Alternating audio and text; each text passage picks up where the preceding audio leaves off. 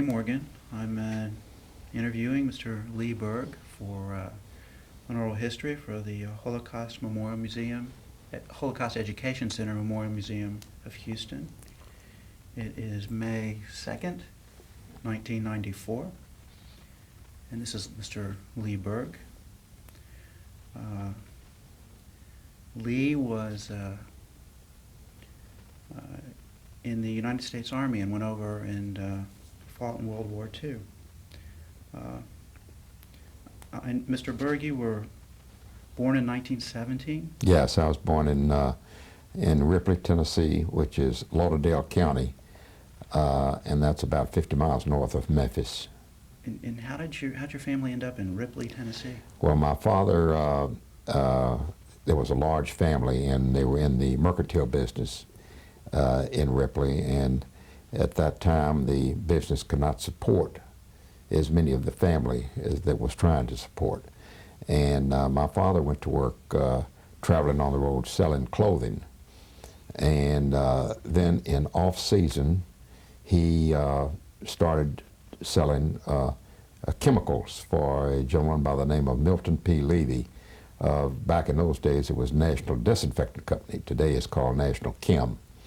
And after a number of years of working with Mr. Levy in off-season, they closed up their Memphis operation, and they asked my father to move to Dallas and start working in the chemical business on a full-time basis. I see. What was your father's name?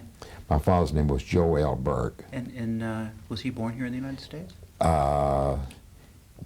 Yes, but where he was born, I don't know. And your mother, what was her name? My mother was born in St. Louis, Missouri, and her name was Rose Kronberg. And your parents met in Tennessee? Pardon? Did they meet in Tennessee? My father met my mother in St. Louis on a buying trip when he was buying for Berg and Schaefer Company. And brothers and sisters? Do you have any brothers and sisters? I have one sister, Rose Louise Rosner. And she was also born in Ripley? She was also born in Ripley. I see. And how old were you when you moved to Dallas? I moved to Dallas when I was 15 years old. So you'd gone to, did you go to all school in Ripley, Tennessee? I went to public school in Ripley, and then when I moved to Dallas, I went to public school, high school, and graduated. Graduated from Gulf Coast Military Academy. In other words, I had made a summer trip with a friend of mine as a workaway to Europe for 2.5 months. My parents gave me $200, and his parents gave him $200. And when we got to London, we jumped ship, and we traveled Europe, and did that for about 2.5 months. What year was that? Oh, that was back in 1934, 35, somewhere in there. I was very young. So you were like it was like a merchant marine? Or? Yeah, like a merchant marine, a cotton ship. And I got back to the United States. We landed in Jacksonville, Florida, and I called my father and told him that I was going to stay in the merchant marines and going to make a 10-month trip to the Far East. And you were 17? Yeah, 17, 18 then. And he said, well, Mother and I'd like to see you before you do that. I said, well, I'm going to New Orleans. The boat is going to New Orleans, and you could pick us up in New Orleans. Well, when I got to New Orleans, my father was there in his car, and he put me in his car, and he drove me to Gulf Coast Military Academy, and that's where I went instead of going to the Far East. So how are you so independent at 17? Well, I was always pretty much a person that of his own mind did what he wanted to do. I see. But my father was absolutely correct. I mean, I went to military school, graduated, and then went to University of Illinois. And went there for 2 years, came home, went to work, and that's where I picked up and joined the 36th Division and went into the service, and that's when the war started a year later. Let's go back when you jumped ship in Europe. It was 1934. Did you have any sense of what was going on there then, politically? No, I had no idea. In other words, what we were doing then, Sidney Salmonson and I, we jumped ship in London. The boat went right up the Thames into London. And we jumped ship in London, and we got our way to the coast of England. This is what, hitchhiking? Just hitchhiking. And then we got a ferry boat that took us across the channel. And when we got across the channel, we bought old beat-up bicycles, and we bicycled to Paris. Well, you know, I know now they have backpacks. They didn't have backpacks. How did you? We didn't have backpacks in those days. In those days, we had old beat-up bicycles. So you didn't have any? No. Just what you were wearing. Just what we were wearing, and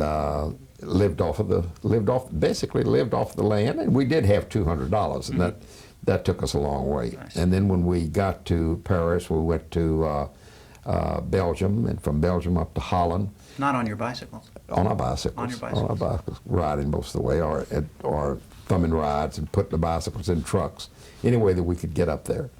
And then when we got to up to Holland, we turned ourselves into the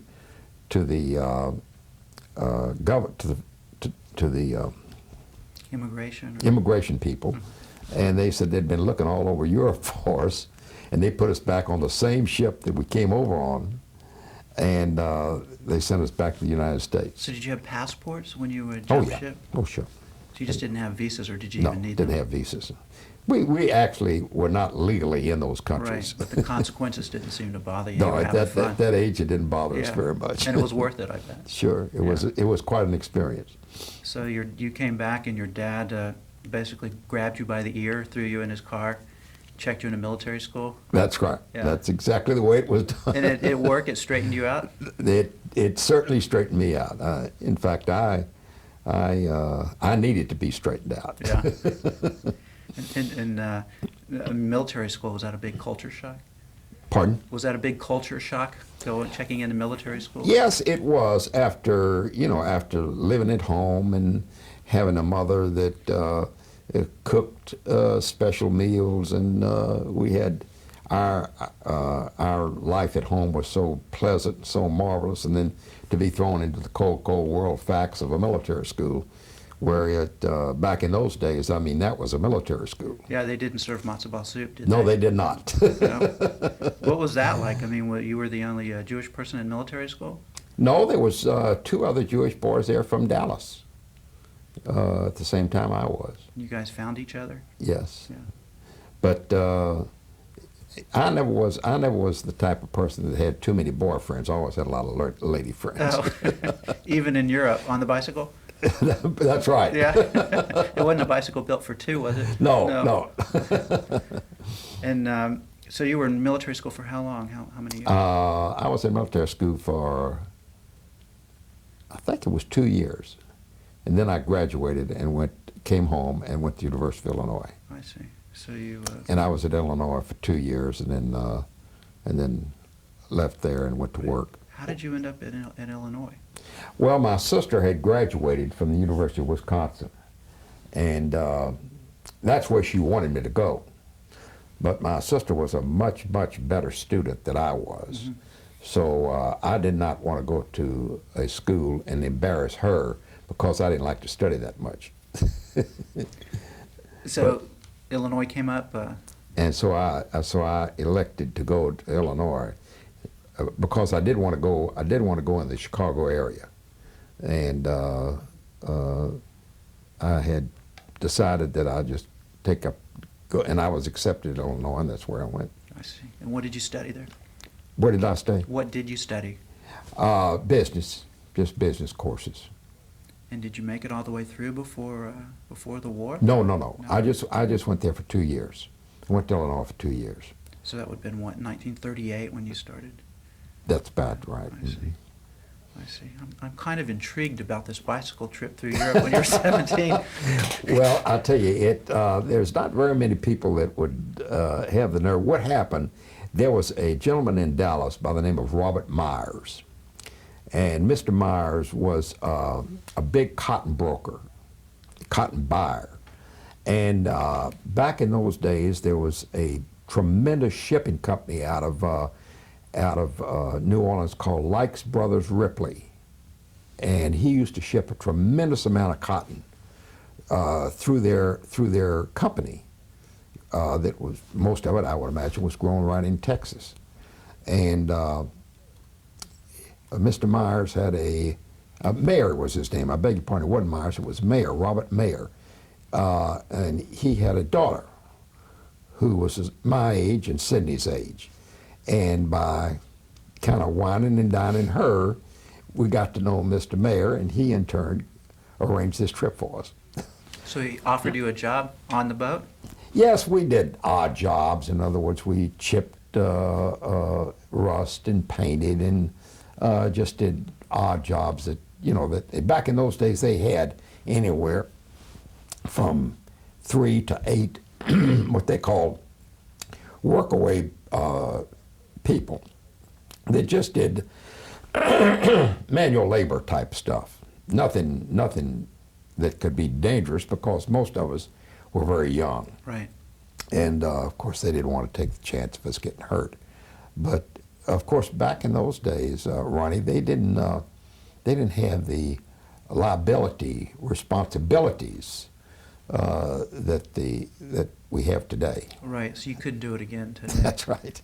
So, I would doubt very seriously if companies do that anymore because of the liability responsibilities that they would have. So you were paid $200 for that No, leg of the trip? I wasn't paid that. In other words, I was paid nothing for that. Just the In other ride? words, all I got was the ride and the food. I see. And we worked 7 and 8 hours a day, 6 days a week.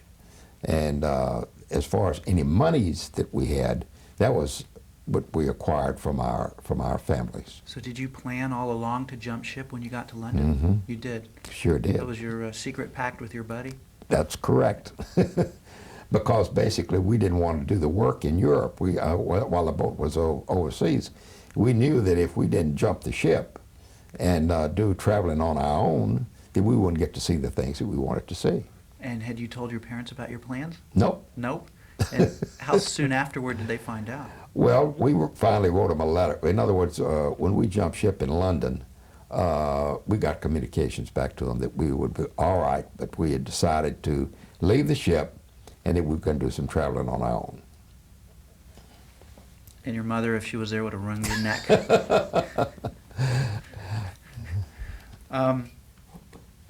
Be interesting to know what Europe was like then in terms of anti-Semitism. Sure. Well, I had mentioned earlier that you were just two teenagers wandering around, not really aware of the political situation. Were you aware of in Europe? We really were not aware of it. You know, I really don't think, going a little bit further, that the world was aware of what was going on. Or if it was aware of what was going on, nobody attempted to do anything about it. Or if they did attempt to do anything about it, it was in a very, very mediocre way. Well, I can imagine while you were there, it's not like you were reading newspapers every day. That's correct. Yeah. I mean, we were, you know, two young kids, and you know, I don't think even the horrible things that happened during the Holocaust really sunk in to many people until after the whole thing was over and it was revolved of how much of it had gone on. Right. On your bicycle adventure, you never made it to Germany, did you? No, No. no. We made the only countries we made then were England, France, Belgium, and Holland. I'm just curious, what'd you do when you had a flat tire? A little spit and glue would put it together. And it worked. What you went to the University of Illinois. You were there for 2 years. 2 years. 2 years. And what occurred that caused you to, or what set of circumstances occurred that caused you to go ahead and enlist? Well, after I left Illinois and came home and went to work, they were talking about the draft, and I said to myself, well, if I'm going to go into this war and if I'm going to be involved in this thing, I want to be involved with people from Texas or people that I know. And that's why I went ahead and actually enlisted in the 36th Division a year before Pearl Harbor. And did your friends do this with you, or No, no. did it all on your own? I did strictly on my own. Did you consult with your parents before you did it? Well, I kind of told my dad that's what I was going to do. So this is you'd finished with school, is that right? I had quit school You quit after 2 years. With the purpose of joining, or do you just quit school? I just quit school with the idea that I thought that was all the education I wanted, or all the education I needed, which was wrong. Yeah, but at that time you knew enough. That's right. Yeah. So you actually were going to come back and work.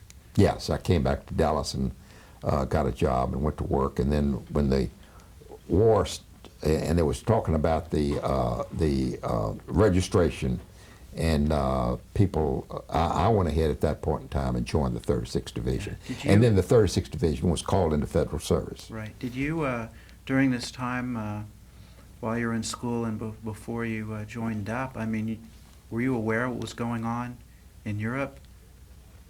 Not really. The only thing I was aware of is that there was some, that Hitler was there, and that, you know, he was beginning to build a tremendous army, and that because we could read that in the papers and we could hear it on the radio, and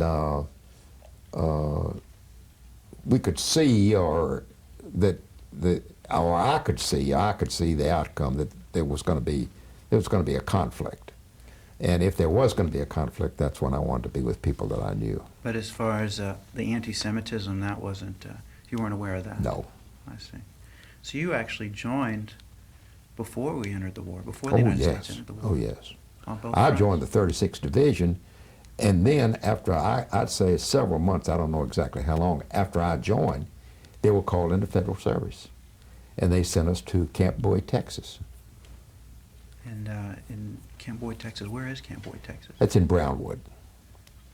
Okay, I'm going to ask another question. Where's Brownwood? Brownwood is about 175 miles south and west of Dallas. Did you at any time while you were doing this or before you did it sit down with your dad to have a heart-to-heart about your future and what you were going to do? No, my dad and I were always very close, but my dad was also, he wasn't around too much. He was traveling, trying to make a living for the family. And his business kept him out of town a tremendous amount and on the road an awful lot. So back in those days, I really didn't have opportunities to have that many discussions with my father. I see. And how about your mom? Talked to my mother a lot. Sure did. And what was her advice? Well, her advice was, listen, she said, if that's what you think you should do, and I explained to her that I did not want to just go into a war and have a draft number and go off with people that I never knew. Then I thought it would be a lot better and I'd be a lot happier if I just went in with people in Texas who I could associate with. I see. Well, tell me a little bit about your training when you joined it. All right, when I went into the service, I went in with into the 36th Division, and I was in a service battery for a field artillery battalion.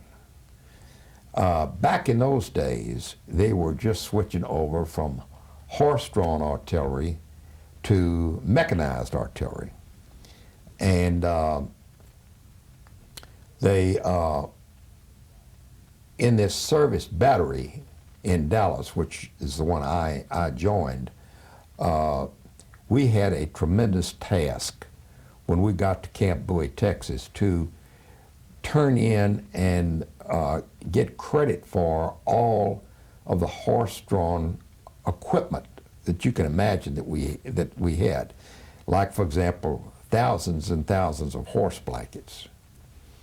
Well, being that I was a pretty good procurer and disposer, they put me in charge of getting credit for some 4,000 or 5,000 or 6,000 horse blankets. This is credit from the federal government? To the federal government. So this supply sergeant came to me, he says, now Berg, he says, we've got to get these things charged off and you just figure out how we're going to do it.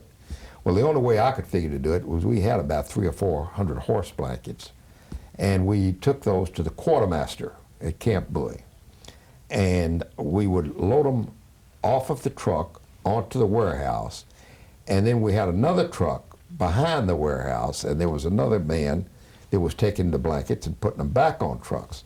So if we did that long enough to where they finally ran through 3,000 or 4,000 of them, and we got credit for it. Well, with that, the captain of the field artillery battery said to me, he says, "You're quite a procurer. You did a great job on that." I said, "Well, I hope we don't get caught, Yeah. Captain, doing this."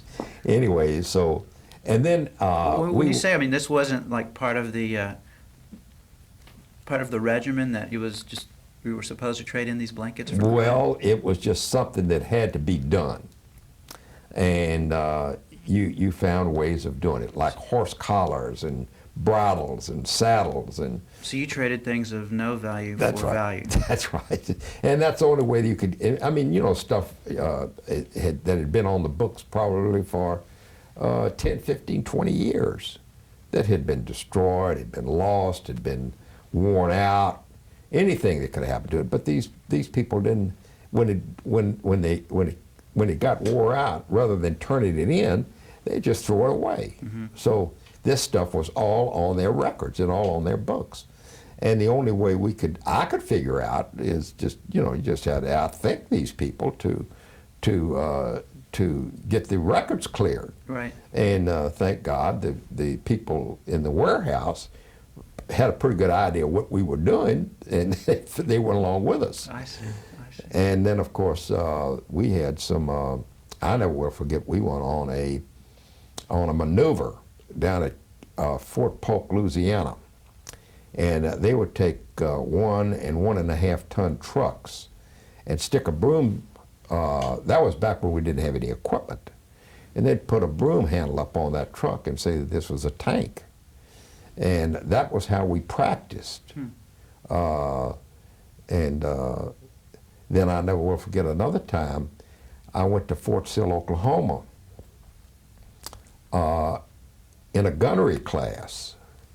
Because back in those days we had 105s and 155 howitzers. And the equipment was just, I mean, you just had to make do with as little as you possibly could, because the world, I mean, the country was then building equipment, but it wasn't coming out fast enough. I see. Had the war started by this time? No, it had not. In other words, well, the war in Europe had started. Right. The war in Europe had started, but as far as the United States being involved, it was not. So did you have any idea that you might end up over there, or you didn't know? The first, yes, I always had an idea that I'd end up somewhere. Yeah. And the one thing I never wanted to do, I didn't want to go to Asia. And of course, when the Pearl Harbor situation occurred, of course, that's what brought everything to bear. We knew then. Right. We were very much involved. Well, and why not? Why didn't you want to go to Asia?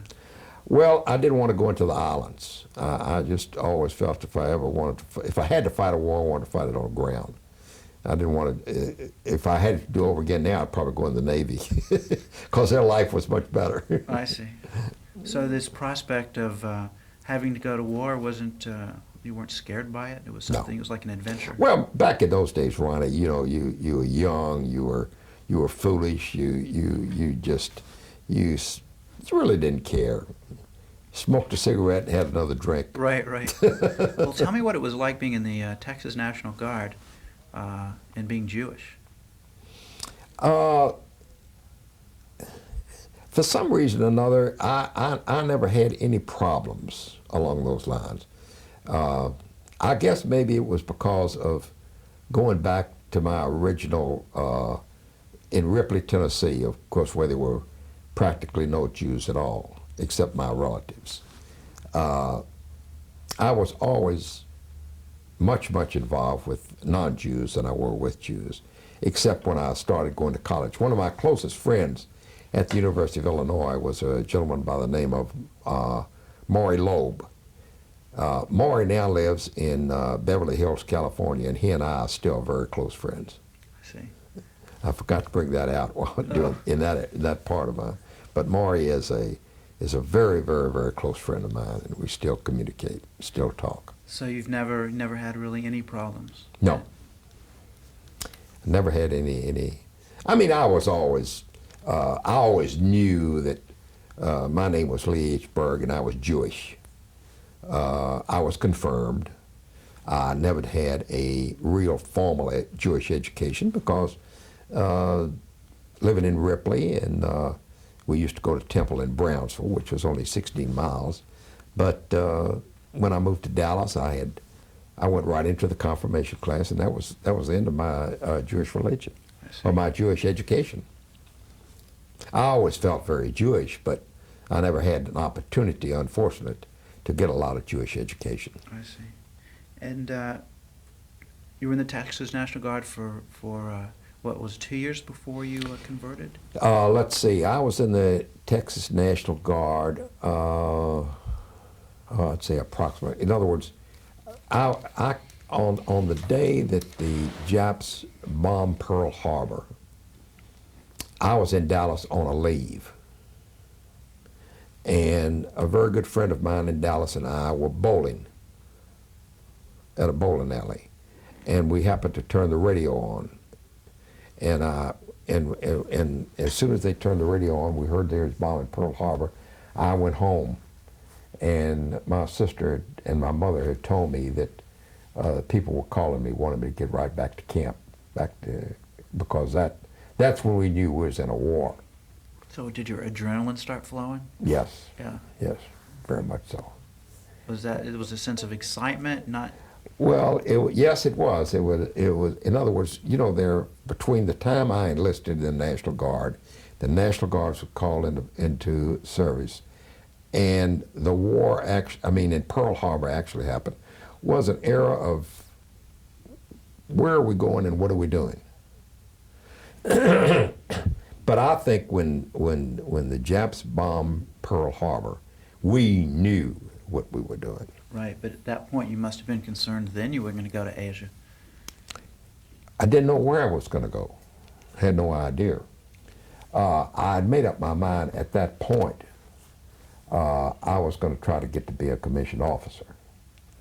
And that's when I went to, I applied for Officers Candidate School and went to Fort Sill, Oklahoma to Officers Candidate School. I see. And what rank were you before you had done that? I was a corporal. I see. So in 1941 you went to officer training school. That's correct, at Fort Sill, Oklahoma. I see. And how long were you there? 90 days. That was 90-day wonder. That was back in the days when you could go to school for 90 days and you came out as a second lieutenant. So you did great. Well, I don't know whether I did so great or not. What did you learn in 90 days that made you a second lieutenant? Well, actually, I was I had a communications expertise. That was my rank, and I was in communications in the field artillery, and that consisted, back in those days, it was mainly telephone and radio. Mm-hmm. That was your, and what communication batteries and officers did was to make sure that the firing batteries had communications from the front to the gunneries to where they could direct the fire, and which was a very special and very important part of making sure that that their firing power was going directly where it should go. So your expertise it was in keeping those lines open? Keeping the communication lines open. Okay. Which Basically, when you're in the United States and you're going in the field, that's no problem. When you're in a war and shells and bombs and troops and all of the, and back in those days, the most important type of communications that you could really rely on was telephone. Mm-hmm. And of course, telephone, that meant laying wire. Right. And we laid thousands and thousands and thousands of miles of wire. Of course, we had radio, but radio was just not as reliable. That's right. It wasn't. You couldn't depend on it as well because of the highs and the lows.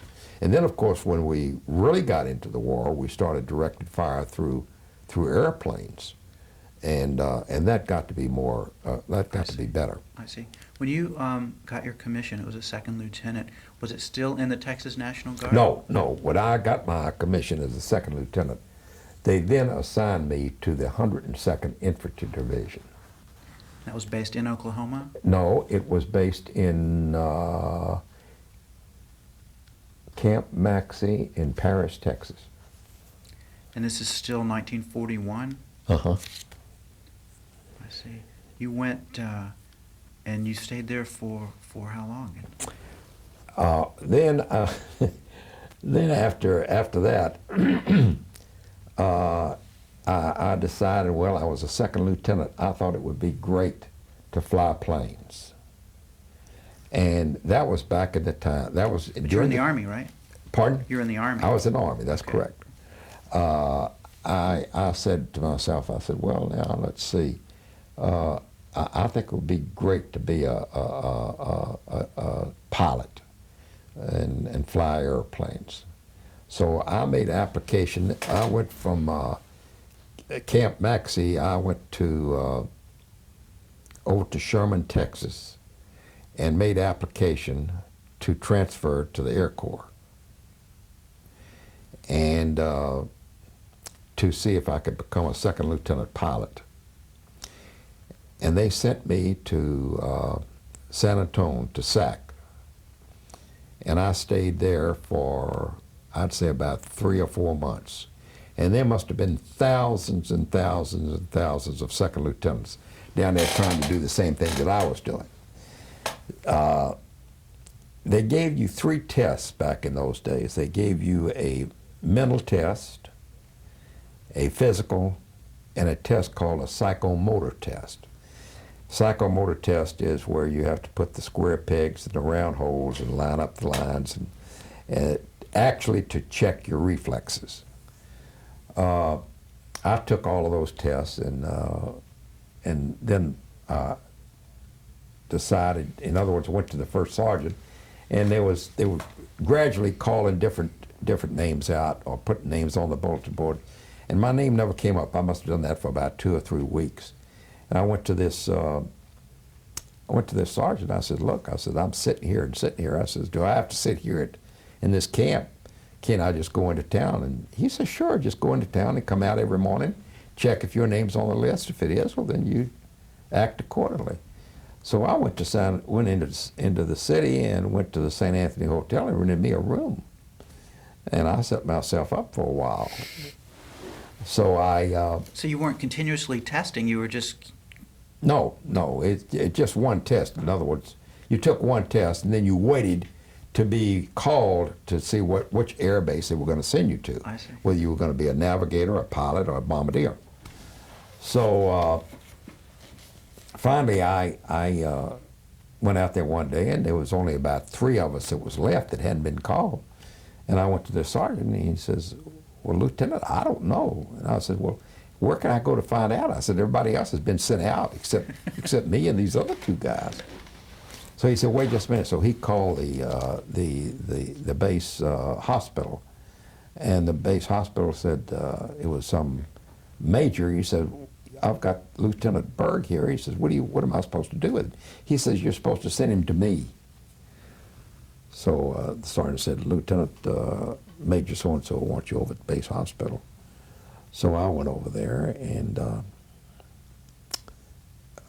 he said, I said, Major, I'm here. My name is Lieutenant Berg. He said, I have some bad news for you. He said, you flunked your psychomotor test. I said, flunked my psychomotor test? He said, yeah. He said, you passed your physical, you passed the the written part of the exam fine. He says, but you're not, he says, Lieutenant, you're not even a safe passenger in a plane, let alone being a pilot. I said, I don't understand. What do you mean? He said, well, the test where you actually were tested for your abilities of reflexes and so forth. I said, you mean putting square pegs in round holes? I said, give it to me over again. I said, I didn't pay no attention to it. He said, no. He says, we can give you any of the tests over except that one. He says, we caught you that way because we know you're not a good, you wouldn't be safe in a plane. I said, well, my gosh, Major. I said, you know, I've transferred from the Field Artillery, the 102nd Infantry Division to the Air Corps. You know what? They'll crucify me if I go back there. He said, well, I notice here on your records that you are an expert in 50 caliber machine guns. I said, well, what do you mean to be an expert? He said, well, he says, they've got here that you're an expert machine gun, that you know how to handle. I said, certainly I know how to handle them. I know how to tear them down. I can tear them down blindfolded as far as that goes. He said, well, let me ask you, he said, how would you like to go to our gunnery school and be an instructor? I said, well, I don't know, what does that consist of? He said, well, why don't you get, he said, do you have your car here with you? I said, sure, I got my car here with me. He said, why don't you get in your car and drive down to Liberators? He said, we have a base down there, and just find out what gunnery school is. He says, take off for a couple of weeks. So I said, fine. You know, I had a couple of weeks. Well, I didn't have nothing to do anyway, so I go to Liberators. And I check in down there. And back in those days, they were flying B-24s. And they would send B-24s out in pairs. And they would have 4 or 5 or 6 people in the plane flying a sleeve. And you'd fly out, and one plane would fly at the sleeve going out, and then they'd turn around and come back, and the other one would fly coming back. When you say sleeve, what do you mean by that? It is a target. It's a target that the B-24s would pull, and they call it a sleeve. So they'd pull a target that other people would and shoot. other people would shoot at it. Hopefully miss the B-24 pulling the target. Well, that's the part I'm going to tell you about right now. So going out, I mean, I never heard so much racket in all my life. I mean, these 50 caliber machine guns just firing, because they were training. They were actually training these boys for B-24s, B-17s, and to protect themselves to go into Europe. That's what they were training them for. And so we went out, and I would sit there and I'd see all the firing that was going on. And then when we'd turn around and come back, well, you know, the plane was just stripped down, but full of nothing but 50 caliber machine gun shells. Just the plane was full of it. I can still remember seeing them. And we didn't have any seats or anything, so you'd just sit down on the floor. And you'd sit there, and you'd all of a sudden you'd hear bang.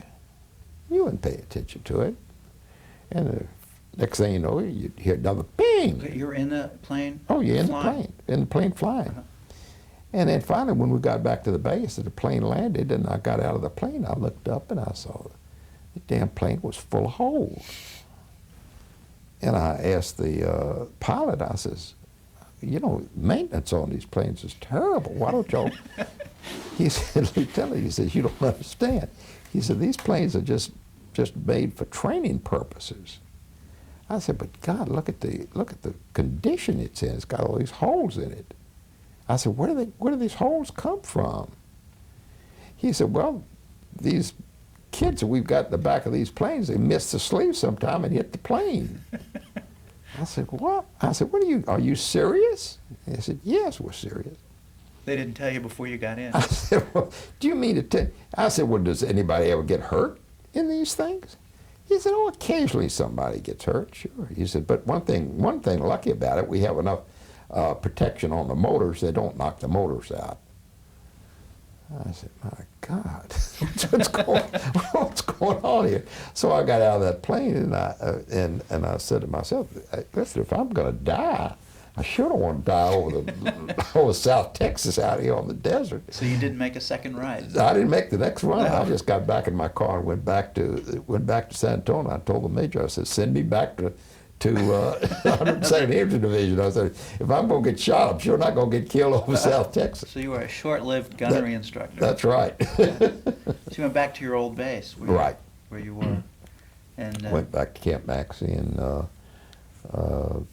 let me just ask you one question. for the last few minutes you've told me about going to San Antonio and checking into the St. Anthony and having your car and driving back and forth. Did you do all this just on your Army salary allowed you to? Oh, sure. Yeah? My father didn't ever give me any money. The only thing my dad, that he could afford to give, don't misunderstand me, Yeah. he would have given me anything he could have, but Ronnie, back in those days, my family didn't have any money. My father was a hard worker, and he was a person that wanted to build up something for his family. And the only thing that I can remember my dad really big that my dad gave for me, he gave me an old secondhand Chevrolet, and that was a car that I had. Well, it sounds like you grew up just being very resourceful on your own. I guess that's a good way to put it. Well, I was. But I think most people back in those days had to be that way. Yeah. We just didn't have the luxuries that our children have today. Okay. Sometimes I don't know whether it's better back like it was or better like it is now. Well, there's a certain street sense that you developed that maybe is very rare today, because we don't have to do on our own like you did. But anyway, you're back now with your old 102nd Infantry Division, and then of course the war is in Europe is going pretty strong, and now, at this point, had you heard anything more about what was going on other than we had entered the war? Really no.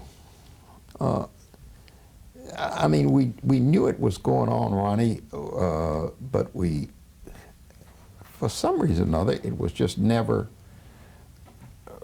brought out as strong. Mm-hmm. I didn't realize what was going on until really, basically, I knew that we were in a war. I knew that people were being horribly treated. But back in those days, we thought they were treating Catholics and Jews and everybody that way. I really never got to know how bad the situation was until I got to Europe. Right.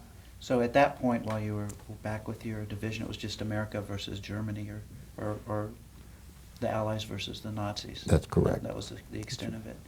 And of course, we knew about the bombing in England, the bombing in London, and we heard more about the war, and of course the war in South. That Rommel, in his area, and then of course we read an awful lot about. I used to read an awful lot about the 36th Division and how they went into Anzio, and how fortunate I was. I wasn't not in that division because that division was nearly completely wiped out going into Anzio. Well, let's go back now. You're back at the 102nd, and I guess everyone is thinking that they're going to end up somewhere. Sure. So where did you end up there? I ended up, then we ended up going to Fort Dix, New Jersey. And we stayed at Fort Dix, I'd say, for several months. Then all of a sudden we got orders, and we were transferred to a ship in the port of New York. And we sat on that boat for about 3 days. And then the war in Europe had started. They had just, they had gone into France. Mm-hmm. And that's when they shipped us out. When I think the first or second day of the invasion is when our ship left New York for, actually, at the time, they didn't know whether we were going to England or whether we were going to go to the continent. Okay, this is 1944. Mm-hmm. Now, it was the end of 42 when you came back to the 102nd after you went Yes, to Laredo. I was there about a year and a half. You were or there 2 about a year and a half, and Yeah. you were back as a communications specialist. Is that what you? as a second lieutenant. I see. And then I was promoted just before we went overseas. I was promoted to a first lieutenant, I see. and I was a first lieutenant all during the war. And then when I was discharged as a captain. Okay. So, is there anything before you get to New Jersey on your ship? Any anecdotes in that year and a half that you can remember while you were in in San Antonio? No, I really, No. nothing that, I just remember I made several trips from Fort Dix into New York City. You know, I spend weekends and things like that, but nothing. Okay. And I can remember before I went overseas, my mother and father and my sister came to New York to tell me goodbye, and they picked up my car, took my car home. I see. So you had said you're sitting on a ship during D-Day, essentially. That's correct. And at that point you knew you were going to Europe, you just didn't know when you were shipping out? That is correct. We knew then we were going to Europe, but we didn't know whether we were going to go to England or whether we were going to go to the continent. Okay. So tell me what it was like with your division, sitting in the ship and hearing about what was going on with D-Day. I mean, what was the feeling? What were your thoughts? Well, to be very frank with you, I spent most of my time playing poker.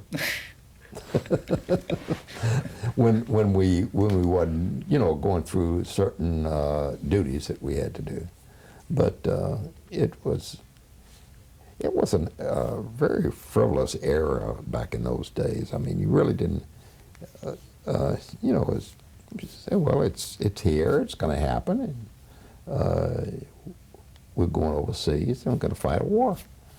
So, but you were in a smoke-filled room playing That's cards. right. That's having fun. correct. You're what, like 26, 27 years old, I guess? That's correct. Yeah. But then you heard that D-Day occurred and that you guys were We shipping heard out. while I was on the ship that D-Day had occurred, and then we were told that we were going to go right into Le Havre, and our ship was going to go right into Le Havre, and our troops went directly from the ship to shore.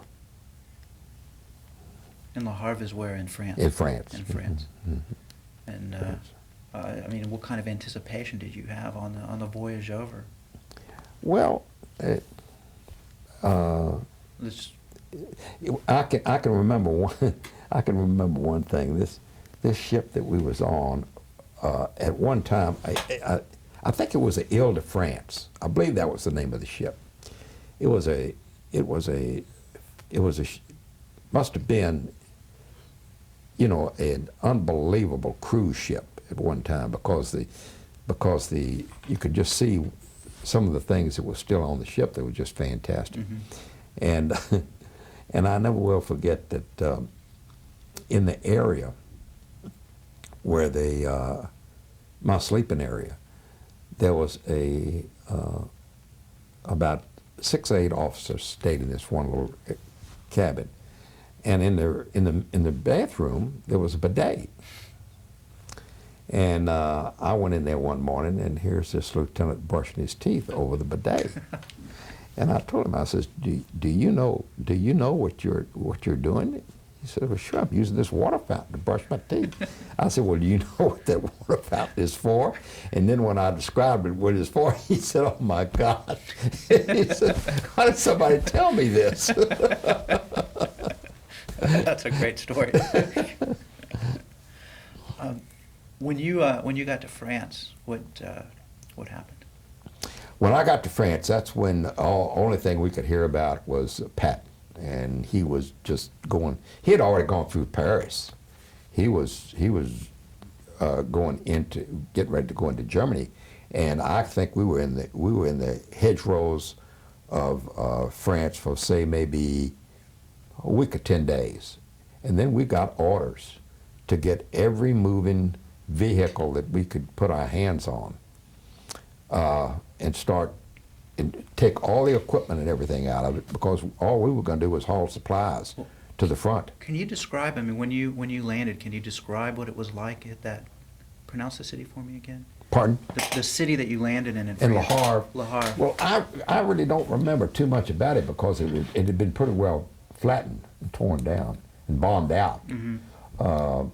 I just remember that when we landed, we went to the fields and we set up tents and everything for our troops in the hedgerows. I remember the hedgerows very distinctly. Hedgerows are just like shrubbery? Yeah, just like a shrub. Yeah. And they surrounded the fields. That's what they were. And so it was your job to requisition all these trucks? My job was to, I took a convoy of some 50 trucks, and I think it was about several hundred men. And I went to Paris. Actually, I went to Versailles.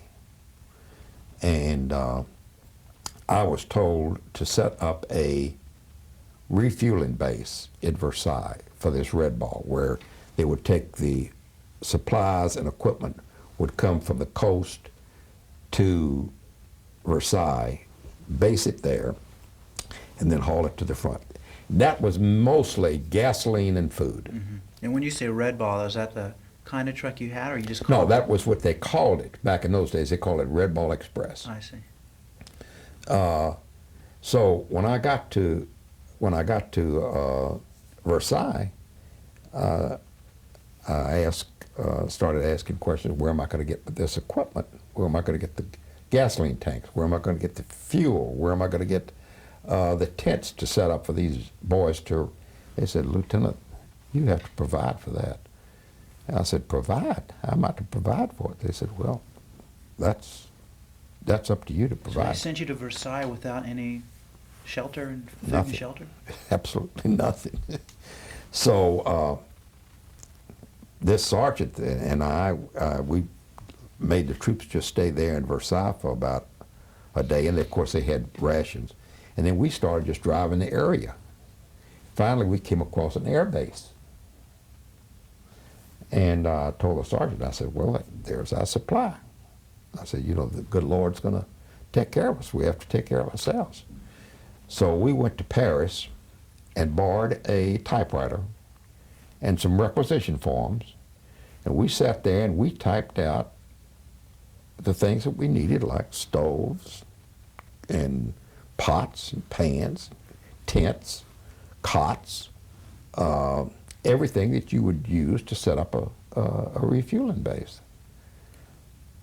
Cans for gasoline. And we took this with the trucks into the air base and presented it to the air base. And they started refilling the orders. So this was an American air base you found? Sure. And you had to go to Paris to find a typewriter and the forms? Sure. I mean, it was like... We didn't have anything. We didn't have anything to do it with, and they hadn't sent us with any equipment, so we didn't know. And I didn't know it. They just said provide. So the only way I knew how to provide was, I mean, we even got 2.5-ton trucks. We just requested anything and everything, and all during the war, we had all this equipment. I mean, where was it? It was coming from the States? Pardon? The equipment was coming from the States? Oh, sure. Oh, yeah, they were shipping it. Yeah, I mean, this didn't happen overnight, so what'd you do in the meantime? Well, in the meantime, we of course we had our pup tents and things like that. It took us about a week to get set up, but then after the end of that time, we had everything set up as stoves, and, cooks, and we had all kind of food available, and water tanks. And the only problem that we ran into this same problem again after Red Ball, of what to do with this equipment. So you, I mean, we couldn't turn it back in. Nobody would take it, and it was really unbelievable. A lot of that stuff you just had to throw away. so at this point, you hadn't... I mean, all the fighting had passed your area, so there was no fighting going on. You hadn't... Well, there was fighting going on, but I was not. In Right. other words, I saw remnants of war. Right. Naturally, in France, it was pretty much torn up. But actually, I did not. And of course, when we got involved in the war, actually the fighting part of the war was when they pulled us off of Red Ball and pulled us back as a division, and we moved to the front. I see. And that's when we actually started doing the job that we had been trained to do. Right. The Red Ball portion of it, how much time was that? I'd say it was several months. Exactly how many, I don't remember. And then that phase of the supply line you were working on was over, and you had to to move on and get rid of all your equipment. Get rid of all the equipment and go back to doing the job that we were trained to do, and that was to fight a war. I see. So how did that come about? Well, I think the Red Ball had accomplished what it wanted to accomplish. It had gotten the tanks and gotten Patton into the area of Germany that they wanted to get into, and then at that point in time, they could pull back and they could have the normal quartermaster could get operating and get right up and get the equipment and the information right up to So them. you helped them get more efficient. There was no more Right. running and finding the typewriter. And That's correct. okay. Actually, I think the main reason that they had to create the Red Ball Express was because quartermaster did not have the people to keep up with Patton. And He was moving so fast. Explain again what quartermaster is. The quartermaster is a supply division is a supply arm of the Army. Okay. Quartermaster is. So Patton was moving so fast, quartermaster couldn't keep up. That's right. So the Red Ball was like a stopgap. A stopgap. That's correct. I see. I see. So you did a great job at that. It sounds like, and you worked yourself out of a job.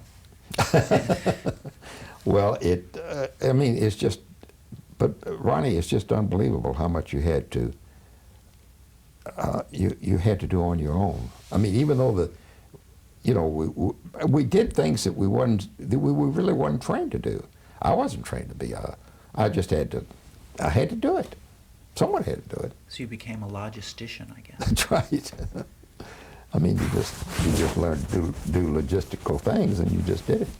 Well, tell me about the transition then from the Red Ball to moving into the fighting ranks.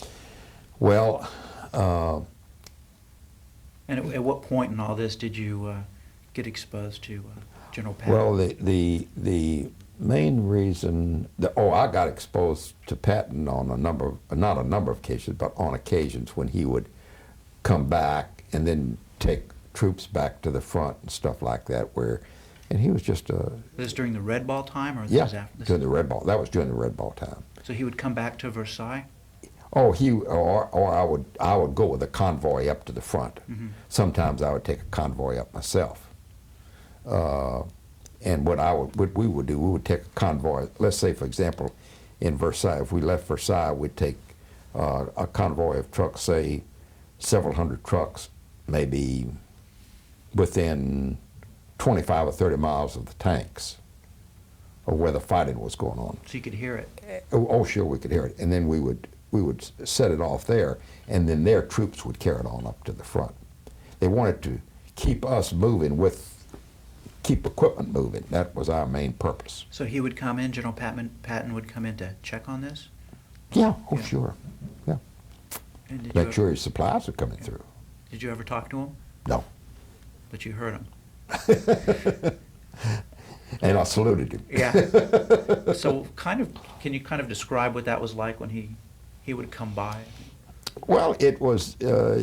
I can just see him. He was in this Jeep, and the way you have seen him in pictures and in history was so true. I mean, he had that shiny helmet on, and that Jeep with the 4 stars on it, and the 2 pistols on each side, and the boots, and the pink pants, and the battle jacket. You know, they used that he was famous for. You know, he designed his own clothes.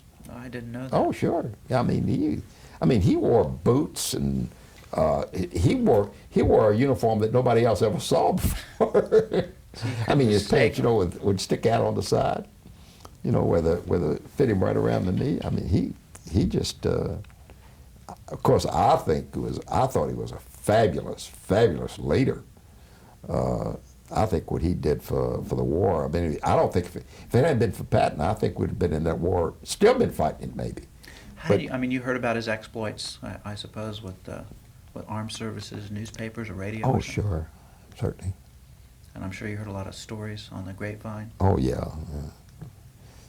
In other words, but I thought he was a fabulous leader. I mean, when you see, in other words, he might not have done it directly the way he was supposed to do it, but he got the job done. Well, it sounds like the way you describe him when he would come down the road, it's like the Red Sea parted. That's right. I mean, and I think back in those days, it was, in other words, I think it worked for him. And I think I know there was a lot of discussions that he cussed people out, and maybe that was part of his, to get things done. Right. Who knows? But it accomplished something. The end justified And it the moved the means. war fast. It really did. I think it definitely helped to break the backs of the Germans. Was he a big man? I'd say that Patton was about a 6'1", something like that. So he had this commanding presence, Oh, booming God. voice. Very, very, very much so. Okay, we're making the transition now from the red ball to the fighting ranks, so tell me about that. Well, they took the 102nd Infantry Division, they moved us up onto the Rhine River. And I could still remember watching the B-17s and the B-24s at night flying into Berlin, flying across our battle lines. And the anti-aircraft guns and the noise, and you'd see these B-17s and with the lights shining on them, just like you'd see in the picture, and the anti-aircraft guns trying to knock them out of the air. And that was a very impressive part of the war that you right then and there you knew you were in a war.